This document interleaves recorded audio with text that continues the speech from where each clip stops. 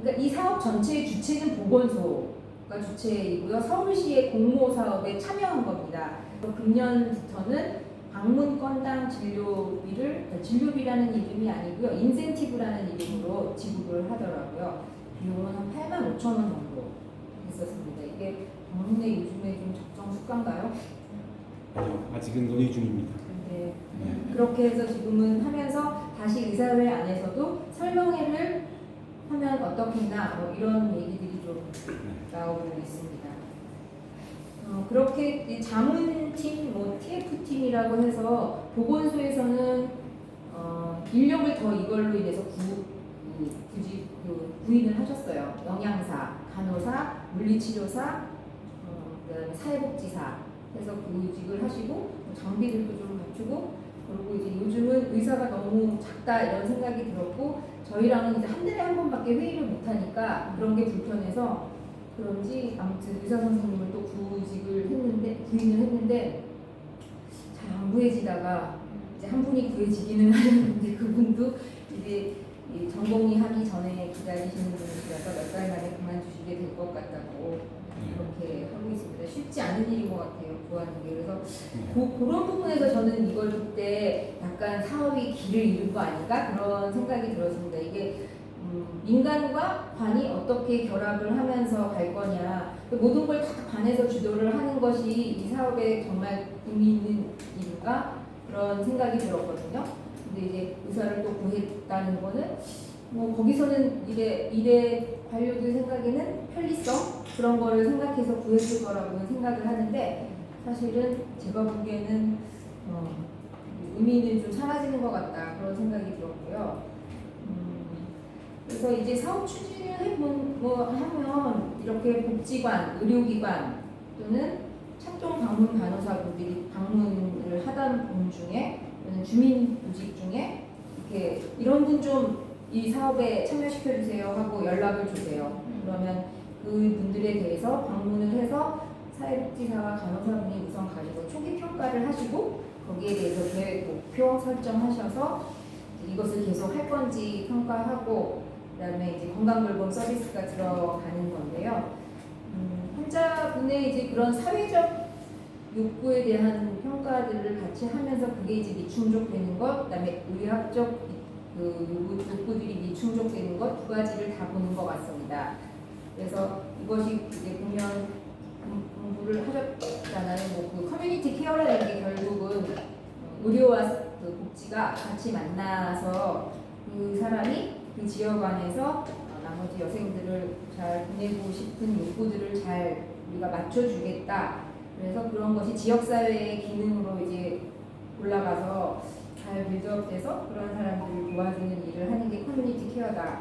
그런 얘기들을 하기 때문에 사회적인 것과 의학적인 욕구들을 다 충족시켜주고자 합니다. 그래서 거기에 참여하고 있는 게 이제 의사부터 시작해서 간호사, 지사, 물리치료사도 방문하시고 영양사도 방문해서 영양평가도 다 하시고 해서 처음에 초기 평가하는 게 한 40개 정도의 툴을 다 평가를 하시더라고요. 그래서 시간도 굉장히 많이 걸리고 노력도 많이 들어가는 것 같아요. 제가 보기엔. 그래서 그 각각의 뭐 알코올 의존도부터 시작해서 MMSE 뭐 엄청 많은 거를 하고 그다음에 이제 그것을 평가해서 3개월 후에 다시 재평가를 하고요. 이제 그러고 나서 문제 목록이 나오고 문제 목록에 대해서 어떤 목표를 정하고 그래서 그 목표를 가기 위해서는 어떤 정도로 방문을 하고 어떤 걸 해야 하는지 이제 사실 그걸 하는 과정에서 환자와 그 목표를 공유하는 게 저는 상당히 중요한 일일 거라고 생각을 하는데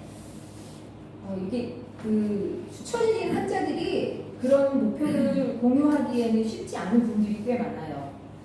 지금 작년 10월부터 시작해서 지금까지 한 48명 정도 했다고 제가 들었는데요. 그 분들 중에는 저희가 찾아가는 것조차 싫다. 뭐 이렇게 해서 문을 안 열어주시는 분도 있었고 또 일단은 그렇게 삶의 의지나 자발성들이 없는 분들도 꽤 있어서 이제 그런 분들에 대한 고민 그런 거가 있습니다. 그래서 이 3개월 후에 재평가하고 거기서 계속 지속할 건지 퇴록할 건지 그런 걸 좀 결정을 하는데 저희가 처음에는 뭐 대상자가 많지 않아서 웬만하면은 지속하고 문제를 해결을 같이 하자 그런 쪽으로 진행을 하다 보니 지금은 이제 좀 많아진 것 같습니다. 이게 한 100명 정도 되면 이런 풀 서비스가 언제까지 가능할지 좀 효율 면에서는 좀 떨어지는 거라고 볼 수 있죠. 이게 정부가 하고 있으니까 그런 서비스들이 다 무료로 제공이 되어지고 있는 거죠. 그래서 사실은 노인 장기 요양 서비스가 안 돼 있는 분들도 많고 만나보면 그런 가족이 있어야 되거나 뭐 이런 걸 알려주거나 해야 되는데 그런 게 안 돼서 그런 거 연결해 주거나 뭐 장애인 등급을 받게 해드린다거나 그런 복지 서비스들을 연계해서 그런 제도권 안으로 좀 들어올 수 있게 해드리는 서비스들이 같이 진행이 되어지고 있고요. 또는 질병이 발견되면 입원이나 또는 도저히 혼자 계시기 힘들다 그런 판단이 들었을 때 입소를 하는 방법도 생각을 하고 있습니다. 그래서 지금 이런 모습들이 사업 추진하는 과정에서 뭐 회의하고 방문하고 이러는 일이고요.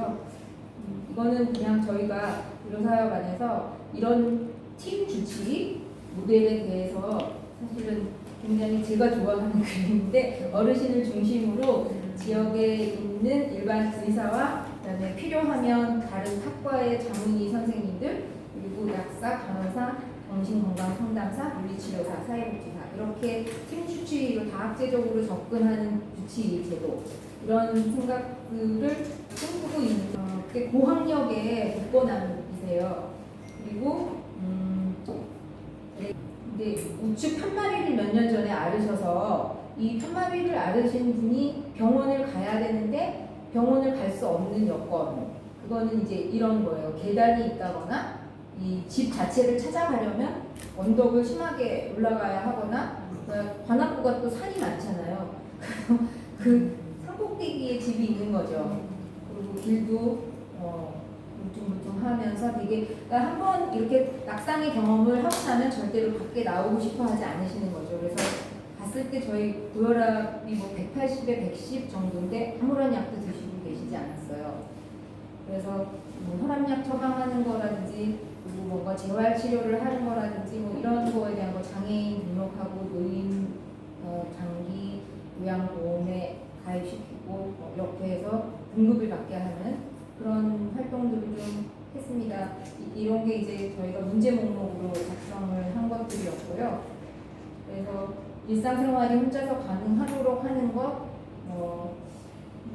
지역 공동체에 진입하는 거, 이거는 사실은 말법 서비스라고 해서 자원봉사자들을 좀 찾아보는, 그래서 자원봉사를 보건소에서 찾았다고 해서 어떤 남자분이 가고 있었는데 알고 보니까 그분은 요양보호센터장님이시더라고요.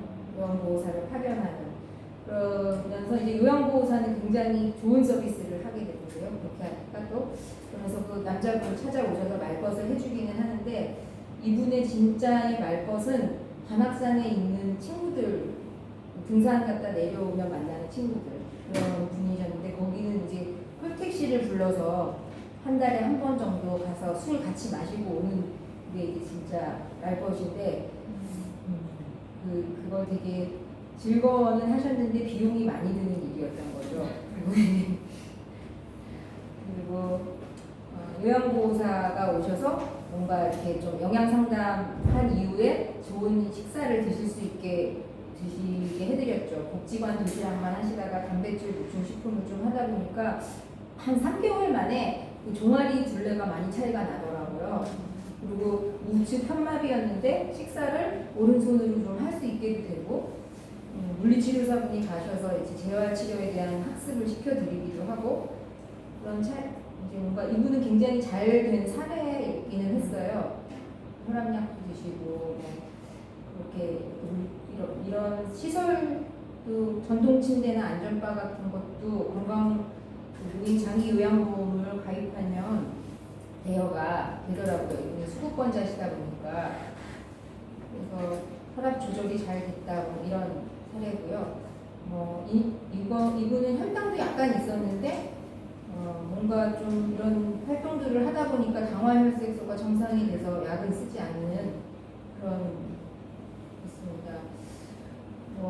근데 이분은 뭐 장애 등급을 결국은 받지 못했어요. 우측 편마비가 있고 나가지 못하는데도 불구하고 장애 등급 판정은 안 되게 됐고, 문제는 이분이 계속 빈혈이 있어서 원인을 찾다 보니까 대장암이 발견이 되셔서 요즘 입원을 하고 계시는 상태가 됐고요.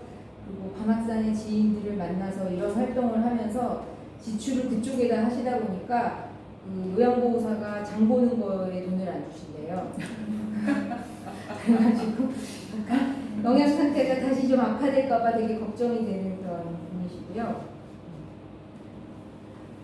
이 사례는 이제 그 사실은 저희 조합원이 발굴을 해서 저에게 개인적으로 연락을 주셔서 찾아가서 만나 뵙게 되는 분인데, 이런 상태로 이게 집인데 들어가면 일단 냄새가 엄청 심하고 이렇게 막 대단히 어지러지고 한 10년은 안 치운 것 같은 그런 분위기였는데, 이 할머니가 혼자 사시기도 했지만 누가 옆에서 돌봐주고 있었던 분이 이 집 마루에서 쓰러지면서 한 2주 전쯤 돌아가신 거예요. 그러니까 그런 돌아가시는 분이 생기고 나니까 자기 삶도 되게 이제 자포자기가 되시면서 아무것도 못 먹고 그러고 계셨는데, 이제 이 보라색 옷 입으신 분이 저희 조합원이신데 찾아가서 먹을 거를 드리기 시작하면서 저한테 연락을 하시고, 그러면서 이 집을 이제 동네 할머니들이 가서 다 치워주셨어요. 그래서 이렇게 깔끔하게 그나마 됐다고 사진을 보내주신 거예요. 이제 할머니도 씻기고 뭐 다 했다 이러면서 사진을 보내주셨는데, 이제 이분은 문제가 뭐냐면 어쨌든 자기는 절대 병원에 입원하지 않겠다 그런 주장을 계속 하시고, 병원을 한 번도 그 나이가 되게 가보지 않으신 분이에요. 그래서 근데 못 먹는 것 때문에 전 윤보도 좀 놔드렸으면 좋겠는데 그것도 안 받겠다. 그래서 근데 마침 저혈당이 왔어요. 요양보호사가 그 당뇨약을 갖다 주시면서 저혈당이 와서 응급실을 가게 되고, 응급실을 가기 직전쯤 아마 보건소하고 찾아왔었어요. 그래서 보건소와 같이 이제 그 사업을 인롤시킬 건지 결정을 하려고 하는데, 이제 응급실로 가버려서 약간 붕 뜬 상태가 됐는데, 그런데 알고 보니 그 자궁경부암이 말기였던 거예요. 그래서 이분이 아마 못 먹고 그랬던 게 그런 이유도 있나 보다 그렇게 생각을 했는데, 근데 통증은 전혀 없이, 그래서 이제 이제 호스피스 케어를 해드려야 하는구나 이렇게 생각을 했는데, 이분이 요양시설을 인천에 있는 곳으로 가시게 되었는데, 인천을 가게 된 이유는 거기가 본인 부담이 가장 작아서 라는 이유로 선택을 하게 됐는데, 거기 가셔서 한 일주일 만에 돌아가셨어요. 그런 상황들이 되게 좀 마음이 안타까웠어요. 이 사람은 분명히 입원도 하기 싫어했는 사람인데, 그리고 자기는 이대로 죽고 싶었는데 이 사람들이 돌봐주는 걸로 만족하고 살고 싶어 했는데, 입원하고 이렇게 자기도 어쩌지 못하는 상황으로 이렇게 물살을 타고 인천까지 가서 거기서 혼자 쓸쓸하게 돌아가신 그런 사례를 보면서 커뮤니티 케어를 잘 하려면 이런 데서 어딘가에서 브레이크를 잘 잡고 해줘야 되겠구나 그런 생각이 들었고,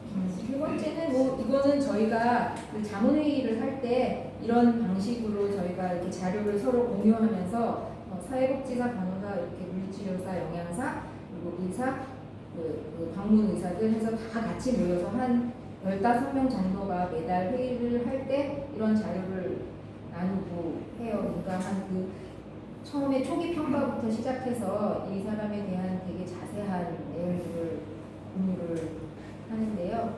그래서 이제 건강 서비스를 들어가면 이렇게 직종별로 쭉 방문한 내용들을 좀 요약을 합니다. 근데 이것도 사실은 저는 민간인이라고 이 사이트에 접근이 안 되더라고요. 그런 부분들이 약간 저는 문제로 느껴졌고요. 이 커뮤니티 케어 같은 거를 잘 하려면 우선 환자 한 분에 대한 정보가 잘 공유돼야 되잖아요. 근데 이렇게 종이로 한 달에 한 번 공유되는 게 다라서 좀 그런 전산 시스템이 마련돼야 되지 않나 그런 생각이 들었고요. 아무튼 저희는 이제 지역사회 통합돌봄이라는 이름으로 커뮤니티 케어를 말하려고 해요. 그냥 중요한 가치 한 3가지 정도를 의료 서비스와 그 사회복지 서비스가 같이 만나는 통합 서비스였으면 해야 한다는 거랑, 그다음에 공공 서비스와 민간 서비스가 통합되어지는 그런 서비스였으면, 그리고 지금은 일단은 먼저 어르신 돌봄, 노인 돌봄에 대한 문제들을 먼저 선도 사업으로 많이 선정을 한 것 같아요. 화성군 같은 경우가 정신장애 사업에 대한 걸 하셨다고 들었는데, 그래서 만성질환, 치매, 고립장애 뭐 이런 것들을 결국 지역사회 기능을 높여서 탈시설화대 또한 탈가족도 하는, 그러면 결국 탈시설, 탈가족이면 그 지역사회가 그 기능을 맡아야 하는 거니까 그런 부분들을 어떻게 기능할 거냐. 근데 사실 우리가 지역사회가 많이 붕괴되고 가족도 붕괴됐는데 지역사회는 잘 살아있나? 그 사실 커뮤니티가 부재한 상태인데 커뮤니티 케어를 할 수 있나? 이런 생각들이 들고, 그래서 이제 그 커뮤니티 케어의 가장 부족한 부분이 커뮤니티인 것 같아요. 중요한 인프라죠. 그래서 이제 제가 그걸 그동안 하면서 좀 느낀 것들을 과제라는 이름으로 좀 정리를 해봤습니다. 그래서 아까 말씀드린 대로 환자를 중심으로 한 의료 전달 시스템, 그러니까 그 사람이 어디에 가더라도 상황에 따라서 입원도 하고 수술도 할 수도 있고 말기 케어를 받아야 할 수도 있을 텐데, 그럴 때 그 의사소통이 우리나라는 참 안 되고 있는 것 같아요. 우선 그 고려매 병원에 입원했을 때도 제가 주치의라는 이름으로 뭐 무슨 관계가 되냐 그래가지고 주치의다 그러고 써서 찾아가 봐도 그렇게 무슨 정보가 보기가 참 힘들고, 그 마음 좋은 의사를 만나면서 얘기를 듣는 거고 아니면 잘 듣기가 힘들고. 근데 이제 이렇게 간호사분들이 보호자 없는 이런 일종의 간호간병 통합 서비스 같은 건데, 따로 이제 보호환자분들 오시는 그곳에서 간호사분들은 되게 열심히 일을 하시더라고요. 그래서 그분들한테 들었어요. 사진은 안 보여주시는 분인데 그분들한테 상태가 어떤지에 대해서 들을 수가 있었고, 그래서 그런 소통, 그리고 뭐 물리치료사 또는 간호사, 영양사 이런 직군들 간의 소통, 그런 문제들도 앞으로 좀 뭔가 전산망에서 잘 되어져야 하지 않을까 하는 생각이 들었고, 그리고 지금 의사분들이 그런 참여가 좀 떨어지는 것이, 혼자 프랙티스 하시면서 방문을 한다는 것 자체가 힘들잖아요. 그래서 그런 부분들을 좀 잘 해결하려면 저는 약간 번역으로 나누어야 한다. 특히 저희 관악구 같은 경우 많이 넓은데 한 3-4개 정도의 동을 이렇게 묶으면 찻동의 인력들이 있고, 그 찻동의 인력들과 의료진, 간호사, 복지사, 그 다음에 약사 뭐 이런 정도를 묶으면서 그 안에서 자기가 보던 환자가 안 오면 찾아가 보고 싶은 마음도 생길 거고, 그러면서 한 30분, 걸어서 30분 거리 이내 그런 곳에서 팀으로 만들어진다면 어떨까. 근데 이제 그게 참 쉬운 얘기는 아닌 것 같아요. 저도 계속 보건소에도 얘기하고 그러긴 하는데 쉽게 생각하지 않더라고요. 그리고 사례 관리도 그렇게 해야 저는 더 공동체, 지역 공동체로서의 어떤 그 단계성이 형성이 된다는 생각이 들어요. 일본 같은 경우가 그 30분 이내의 거리가 중학생들 통학거리라고 하는데요. 그런 거리 정도를 제한하더라고요. 그래서 그래, 우리도 그 정도 되면 점심시간 정도에 궁금한 환자 한번 갔다 올 수 있을 것 같아. 그런 생각이 들었거든요. 그래서 보건소나 지금은 없지만 지역사회 통합돌봄센터라는 게 생긴다면 이제 거기가 이제 컨트롤 타워 역할별로 할 수 있으면 훨씬 좀 몸무게도 줄고 그러면서 좋을 것 같다. 그런 생각이. 지금은 15명이 한 달에 한 번 모여서 그 여러 환자들의 사례 관리를 하다 보면 2시간도 가는 그런 회의를 하게 되거든요. 그리고 이제 뭐 지역사회를 회복하는 거, 지역사회의 공동체성들을 좀 회복하는 것이 이제는 사람과 사람 사이의 관계를 잘 만드는 것도 중요하지만 시스템을 더 어떻게 잘 만들 건지에 대한 생각들을 해봐야 할 것 같고요. 그리고 이제 이런 거 하다 보면 아까도 말씀드린 중독 치료 같은 게 가장 어려운 것 같아요. 알코올 중독이 굉장히 많으시고 남자분들은. 그래서 이런 자조 활동이나 자조 모임의 지원 인프라가 지역에 너무 없다. 난감한 일이에요. 그래서 이런 건 어떻게 지원을 끌어낼 수 있을까 뭐 이런 생각이 들고요. 그리고 사실 또 아까도 말한 그런 자발적 의지, 삶의 의지 이런 게 다 굉장히 약한 분들이기 때문에 그 사람의 삶 속에서 얻어내는 동기들을 찾아내고 그걸 가지고 작업 치료를 좀 성공적으로 해내고 그런 사례들을 많이 써놨어요. 그런 거 보면서 아 이게 그 일본 사람들 이게 역사가 오래되다 보니까 커뮤니티 케어에 대한 그런 자세한 접근, 밀접한 이런 접촉 이런 걸 통해서 동기들을 잘 찾아내시더라고요. 저 그런 걸 좀 배우면서 우리도 너무 형식적으로 흐르지 않도록 주의해야겠다라는 생각을 하고 그런 자료들을 좀 공유를 하고 있습니다.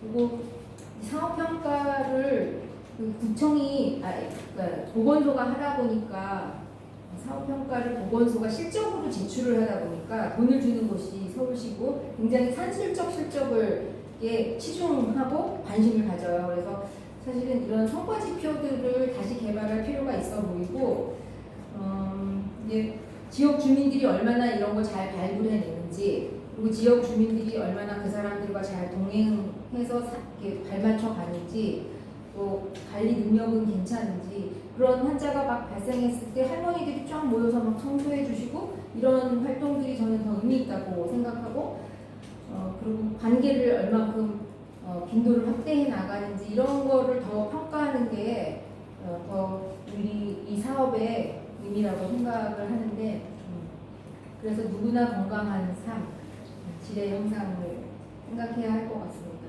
이분들 중에서 건강 리더 양성 사업이라는 것을 저희가 시작을 했습니다.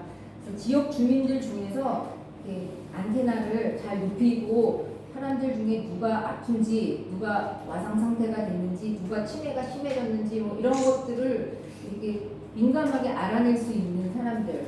그래서 그런 거를 오지랖 넓게 이렇게 막 사람들에게 떠벌리고 다닐 수 있는 사람들을 많이 만드는 게 건강한 동네를 만드는 거가 아니겠나?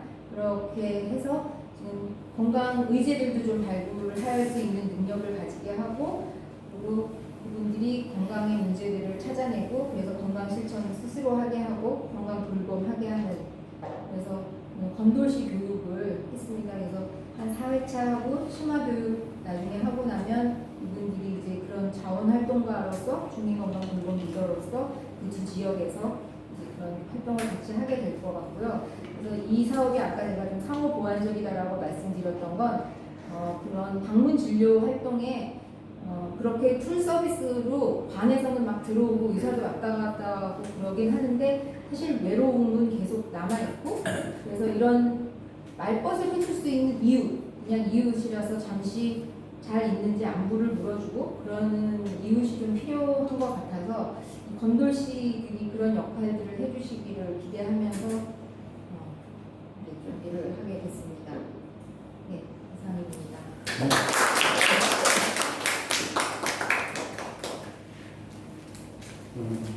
자, 굉장히 좋은 말씀해 주셨는데 질문을 받으셔야 될 것 같고요.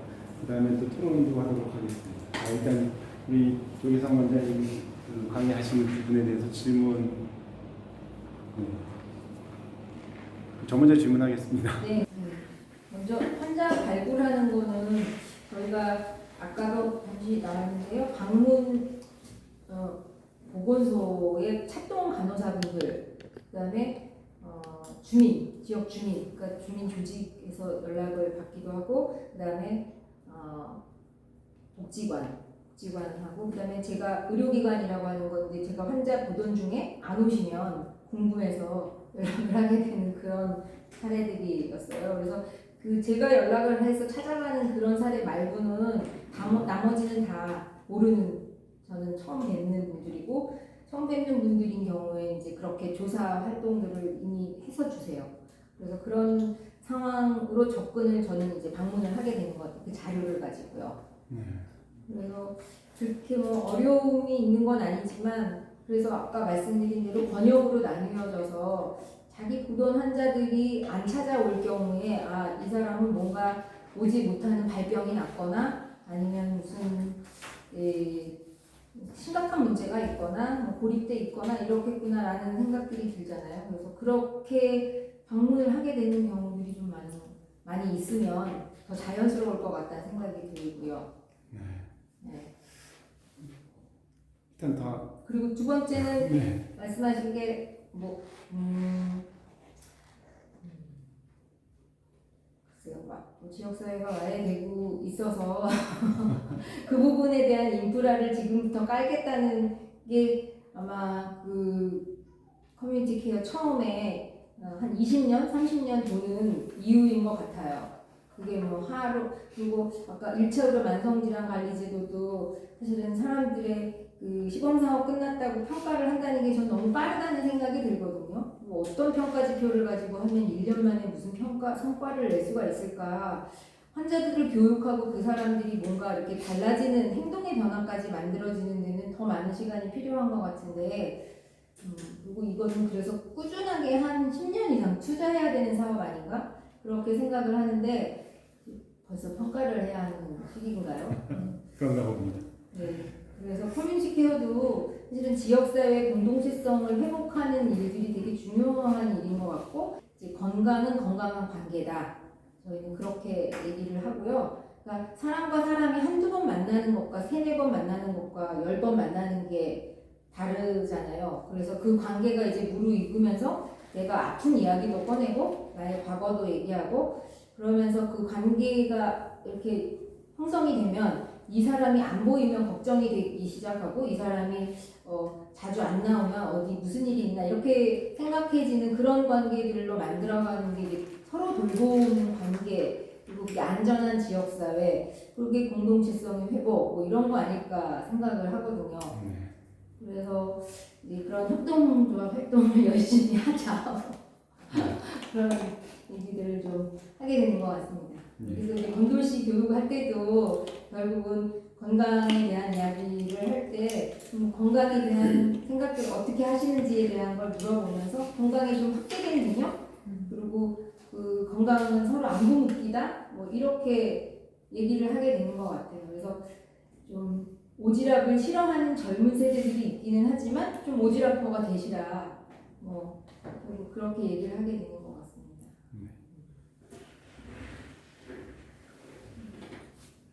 관악에도 복지관들이 6개가 있어요. 6개가 있고 많지 그 않아요? 6개 기관이 네. 권역을 나눠서 통합사회 관리를 하고 있어요. 네, 하고 있는데 아마 기존의 착동과 기관들은 이제 한 달에 한 번씩 사례회의를 해야 되는 게 필수 업무예요. 농의 경우에는. 그래서 보통 거기에 사례회의를 나오는 사례가 이제 기관에서 찾아서 발굴된 사례거나 아니면 착동 전문간호사나 착동의 플래너들, 복지 플래너들이 방문했던 이런 일들이 있는데요. 사실 아까 저는 선생님께서 막 말씀하신 사례 나올 때마다 우리 어르신들 생각이 너무 많이 나서 똑같아요. 요양원을 절대 안 가시려고 하세요. 그냥 본인은 다시 못 돌아올 걸 너무 예견을 하시기 때문에 어떻게 보면 본인의 그 마지막 삶을 거기서 마감하시고 싶으신데 갈 곳이 없고 돌볼 사람이 없으니까 무조건 요양원으로 보내야 되는 거거든요. 그래서 그런 것 때문에 저도 커뮤니티 케어가 정말 어떻게 보면 가장 마지막에 저희가 인권적인 그 인간으로서의 권리에 대한 저희가 예우를 해드리는 부분이라는 생각도 정말 많이 들면서 오늘 너무 많이 배우면서 또 사역대사로서 고민하는 부분들도 좀 생기고 그랬어요.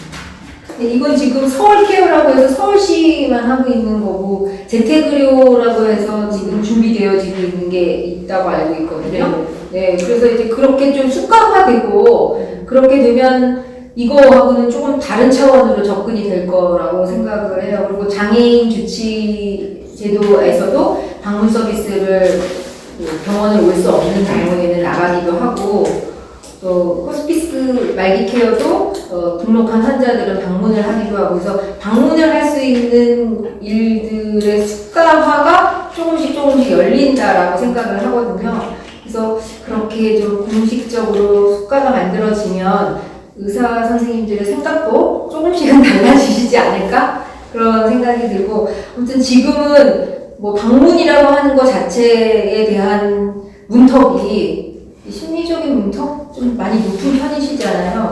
근데 그 높다라는 것들이 이렇게 좀 뭔가 제도로 만들어지다 보면 달라질 거라고 저도 생각을 합니다. 그래서 그런 기대들이 있습니다.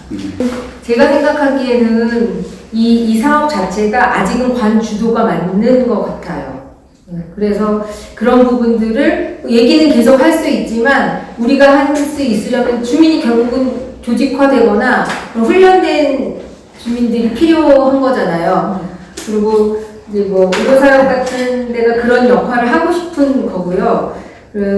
뭐 브라질 같은 데 보면 왜 건강평의회 그런 게 이제 사실은 지역 안에서 건강 문제에 관심을 가진 주민 플러스 전문가 그룹 이렇게 만들어진 걸 만들고 싶은 게 사실 저희의 꿈이고요. 그런 데서 그런 지역사회 건강 의제들을 좀 만들거나 아니면 정책 결정에 영향력을 행사하거나 뭐 그럴 수 있으면 가장 건강의 주인이 되는 사람으로서 살게 되는 거 아닐까? 그런 생각이 듭니다.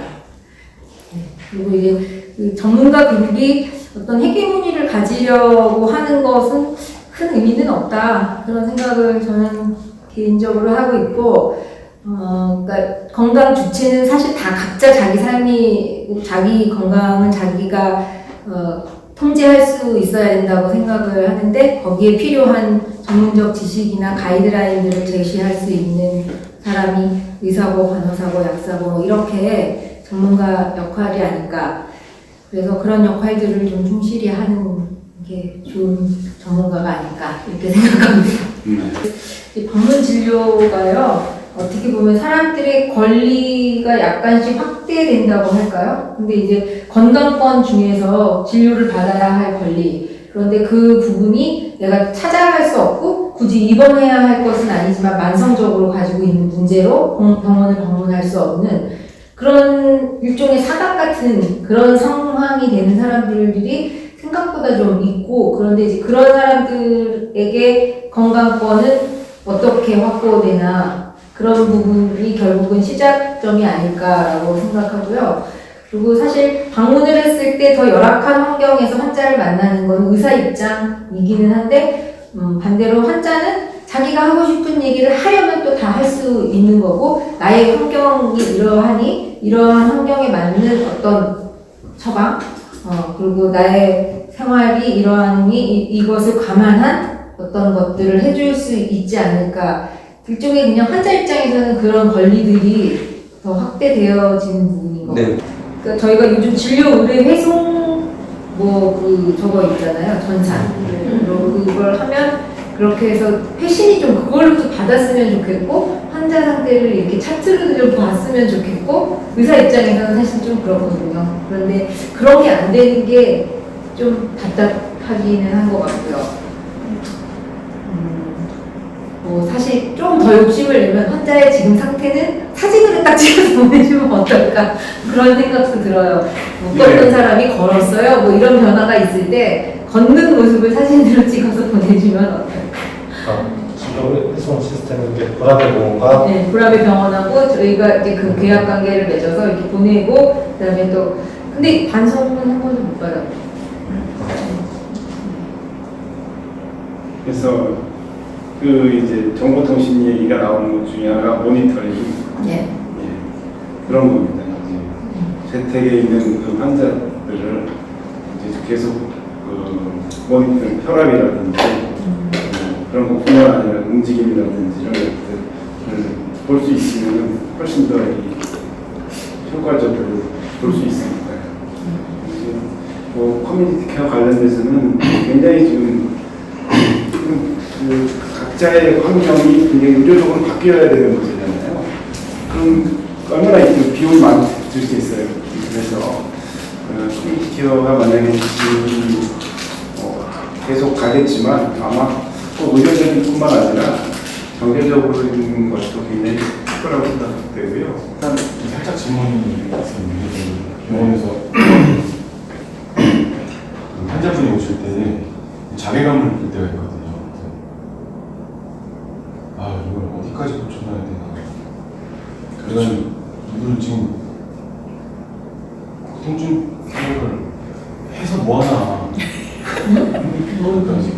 성적인 관련 일반인의 경험을 하고 있고요.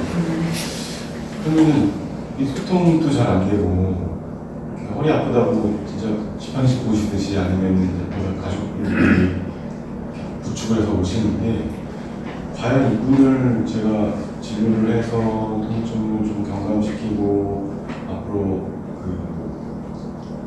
치료의 계획을 세워서 끌고 나가는 것이 무슨 의미가 있을까라고 생각될 때가 있어요.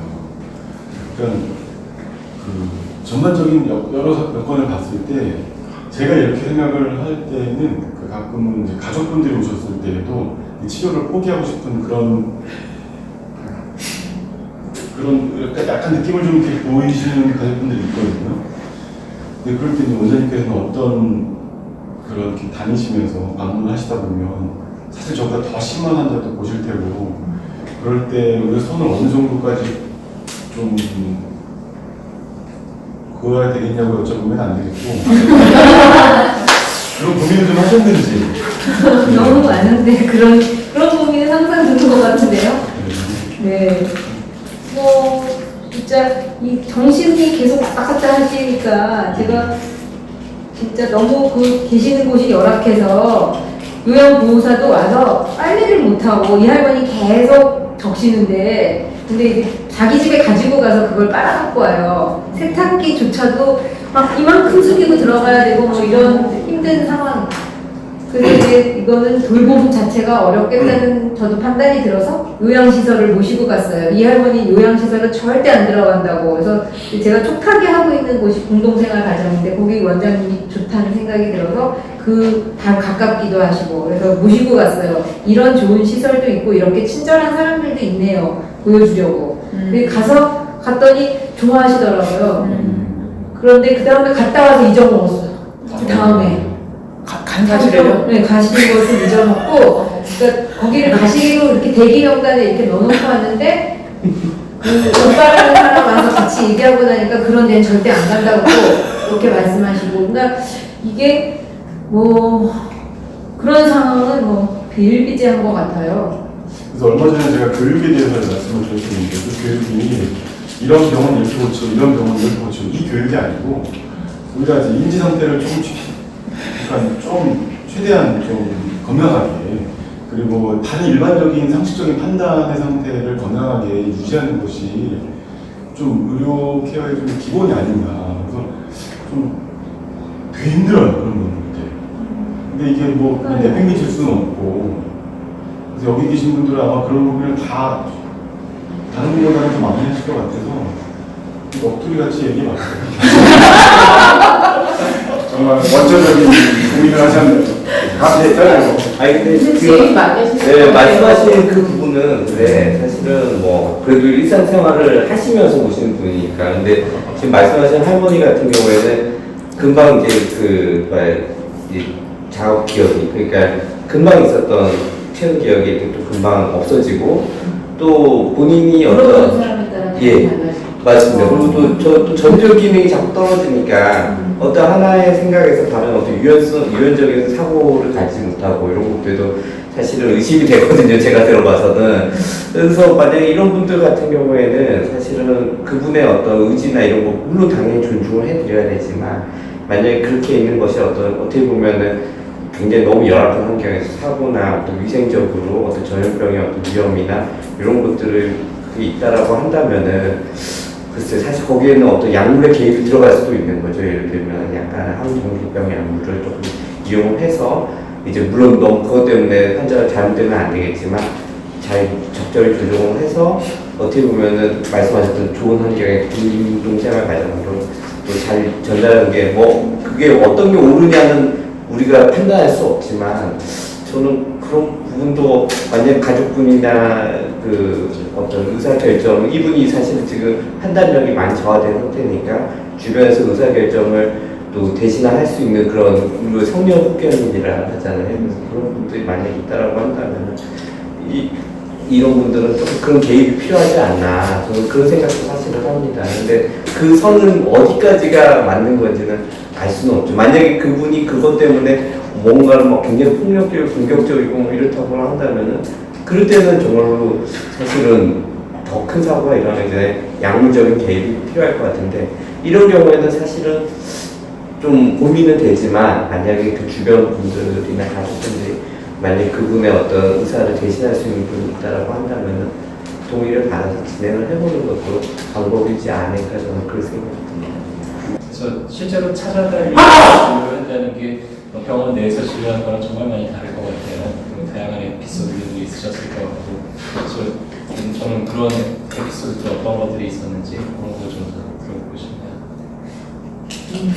그렇게 지금 그러니까 자발성이 없는데 그 가족들의 요청에 의한 경우, 근데 그 가족이라는 게 사실은 그렇게 친밀한 가족들이 아니고요. 뭐 이혼한 전 부인이라든지 굉장히 복잡한 관계, 뭐 그러니까 멀리라는 게 이제 아무튼 관악구 안에는 살지만 있는 아들이 이제 부탁을 한 경우라든지 그래서 실제로 가족의 기능을 하지는 않지만 뭔가 그런 돌봄이 필요하다고 자기는 느껴서 그렇게는 하는데 가족만큼 그렇게 돌봐주지는 못하니까요. 사실은 그렇게 방문을 하면 만나지 못하는 경우들도 생기는 것 같아요. 오히려 문을 안 열어주시거나 뭐 술을 먹고 그냥 이제 문을 못 여는 경우도 있고 사실은 그런 경우는 좀 무서운 것 같아요. 독거사를 할 수 있다거나 아니면 안에 무슨 일이 있는데 이거 연락이 또 안 되거나 뭐 그렇게 해서 근데 이제 방문간호사들이 그런 위험에들이 좀 노출이 되시는 것 같고 그렇게 그냥 또 지나가는 것 같습니다. 그런 뭐 그 문제가 있었던 경우는 아직은 없었지만 약물 수능도 전혀 안 되죠. 약을 써도 먹었는지 안 먹었는지 그래서 약봉투 달력 같은 것을 만들어 갖다 드려도 그것도 그냥 무용지물인 것 같아요. 저희가 꽂아놓은 거를 일주일 후에 가서 확인해 보겠다 이게 이제 이론적인 배경이라면 그거는 하나도 도움이 안 되고 그대로 있거나 그래서 사실 그런 정도의 그런 일상생활이 어쨌든 뭐 그게 뭐 알코올 때문이든 무엇이든 때문이라고 한다면 사실은 가정이 어떻게 보면 방치되어 있는 거잖아요. 그런 경우라면은 진짜로 시설로 보내드려야 하는 게 사실은 가장 지금 현재로서는 최선은 아니더라도 차선의 방법 아닌가요? 네, 그 네. 시설로도 못 보내는 경우가 있어요. 네. 제가 예전에 한번 방문해 갔는데 그 분을 만나려면 그 요양보호사가 있는 시간에는 문을 열 수가 있는 요양보호사는 번호가 아니까 비밀번호를 알고 들어가시니까는 그런 만날 수가 있어요. 근데 이 아들이랑 분하고 같이 사시는데 아들이 알코올리즘에다가 굉장히 폭군이에요. 그래서 이 아들이 들어온 날은 이 할머니가 치매에다가 그냥 정말 누워만 계시는 분인데 엄청 술을 패는 거예요. 그러면 그 다음날 가서 보면 온 곳이 다 멍이에요. 멍인데다가 그 기저귀는 완전 꼭싹 젖어서 뭐 패드까지 방이 다 젖어 있고 그 다음에 뭐 주변은 정말 얘기하는 변으로 이렇게 칠해져 있잖아요. 그러면 요양보호사가 이제 그걸 치우고 만약에 제가 갔으면 간호의 업무를 하는 게 아니라 그 어떤 것이 아니라 저는 그걸 도와줘야 되는 거예요. 근데 그러고 나면 그 폭군이고 그 알코올리즘인 분이 어머니 밥을 주지 않았을 거 아니에요. 그러면 그 누구도 밥을 줄 사람이 없는 거예요. 그럼 요양보호사가 집에서 밥을 갖고 오거나 어디서 빵을 사갖고 오거나 해서 이 아이들이 빵을 좋아하시니까 항상 빵 하나를 사갖고 오는 거예요. 그래서 일단 목욕을 시켜서 빵 하나를 주고 달래요. 근데 그러면은 이제 겨우 안정이 돼요. 근데 그 요양보호사 그렇고 주변에 어떤 사람이 이분을 시설을 보내는 게 너무나 당연하잖아요. 근데 보호자가 있잖아요. 그렇기 때문에 그 어디로도 보낼 수 없는 경우가 많은 거예요. 선생님이 얘기하신 것처럼 뭐 강제 입원이나 이런 게 사실 보건소에서 해결해줘야지 되는 부분이고요. 이제 그 APO라고 하는 분들은 이제 학대, 폭력, 네. 가정폭력, 아동학대, 노인학대인 경우에 갔었을 때 이제 방문을 해서 그 자해나 타해의 상황이 벌어졌을 때는 강제 입원이 되는데 그 다음 문제가 뭐냐면 이분이 의료급여 대상이면 괜찮으세요. 근데 의료급여 대상이 아니신 분들은 본인이 병원비를 내셔야 돼요. 그래서 그 다음 병원이 유지가 안 되고 지금 우리 여기 녹색병원하고 협약이 되어서 이제 그 피해자가 많이 상해를 입었거나 이랬을 경우는 여기 이제 바로 이동을 해서 경찰이 판단해서 이렇게 이동을 하는 이런 체계들을 만들어놨는데 우리가 아동학대거나 이랬을 때 수급자 가정이거나 이런 경우에 어디 시설을 보내면 수급비가 안 나와요. 시설로 기속이 되잖아요. 그러다 보니까 그걸 거부하시는 분들도 생기시고요. 보호자가 그렇죠. 그리고 이제 폭력이나 알코올이거나 막 이렇게 정신분열이 있는 분들 같은 경우는 가족이 무서워서 그 자녀가 무서워서 어르신들이 안 가시려고 하시고, 최근에는 어떤 케이스가 있었냐면 노인 학대의 많은 부분이 자기 방임이에요. 자기 스스로 방임을 하는 거예요. 아마 의사 선생님이 방문하신 그런 가정들이 본인 스스로 병원도 안 가려고 하고 본인 스스로 잘 위생 개념도 없으시고 이번에 다 출동을 해서 병원을 가자고 아무리 설득을 해도 본인이 거부를 하시는 거예요. 이제 이랬을 때 사실은 그 강제 입원이라는 거, 이거에 대해서 되게 다들 겁내하고 있고, 이게 어디서 어디까지가 인권인지에 대한 부분이 결코 누구 하나 딱 강단 있게 이걸 해결을 해야 되는데 이게 안 되는 거예요. 예전에 더 좋았던 것 같아요. 오히려 강제 입원을 된 시기가 그런 면에서. 조금 하여튼 많은 부분들이 생겨요. 그 위기가정센터에서도 이제 나름대로 여러 가지 방법들을 하고 있고, 매일매일 저도 같이 사례회의를 하고 있고, 너무 다들 제각각의 사람의 삶이기 때문에 거기에 이제 맞춰서 서비스가 들어가야 되는 부분인 거고, 근데 이제 의사 선생님들한테 제가 복지기관에 있었던 사람으로서 조금 부탁드리고 싶은 것 중에 하나는 권역별로 여하튼 동통합 사례회의라는 걸 하고 계세요. 아까 우리 원장님께서 말씀하신 것처럼 거기에는 그 APO도 들어가고 있고요. 그 다음에 그 안에 그 마을 변호사 선생님도 들어가고 있고요. 우리 중랑구의 금융과 관련해서 파산 신청하거나 이런 걸 담당해 주시는 선생님도 들어가 있어요. 그리고 우리 녹색병원에서도 같이 참여하고 계시고, 여기 일본역 명목복지관 번역에는 하고 있고, 근데 이 여기에서 이제 기관들에서 쉽게 이렇게 요청을 할 만한 의료기관이 누군지를 모르는 거죠. 모르고 있고, 그리고 어떤 일이 있냐면 저희가 사례회의를 하면 내가 당장 이 서비스가 굳이 아니어도 되는 사례가 올라와요. 그러면은 네트워크를 하기 전에 거기에 내가 참여를 해서 판단을 할 때 같이 해야 되나? 막 이런 거 있잖아요. 대체적으로 올라오는 사례들은 복지와 관련된 걸로 끝나는 사례들이 많아서 이렇게 연계망들이 더 쉽지 않지 않을까라는 생각이 들고, 그리고 왜냐면 그냥 나오셔야 되거든요. 어떤 회의도 안 드리거든요. 아무도. 그냥 본인들이 나와서 논의하고 이렇게 하다 보니까 의사 선생님들을 누구를 연결해야 될지도 모르고, 우리 수급권자분들이 네. 너무 의료 이용이 과다할 경우에 지정병원 정하는 거. 네. 그래서 지정병원 때문에 너무 이렇게 갔다가 다시 와서 다시 교정하고 뭐 보건소하고 통화하고 막 이랬던 게 되게 많았고, 네, 그래서 그 인지가 우리가 노인 쪽만 너무 많은 서비스들이 집중되는 것도 저는 조금 고민해 볼 지점이 맞아요. 선택기관은 이제 의료 이용을 제한하려고 제한하고 나서 조치하는 부분이 다르죠. 저는 소생활권 건강생태계 힘들씨가 건글씨 몇 명이시죠? 지금 한 25명 정도? 몇 년 차 하신 거죠? 금년이 처음이고요. 처음이세요? 네. 소생활권을 올해 처음 하신 거예요? 네, 올해 처음이에요. 그러세요?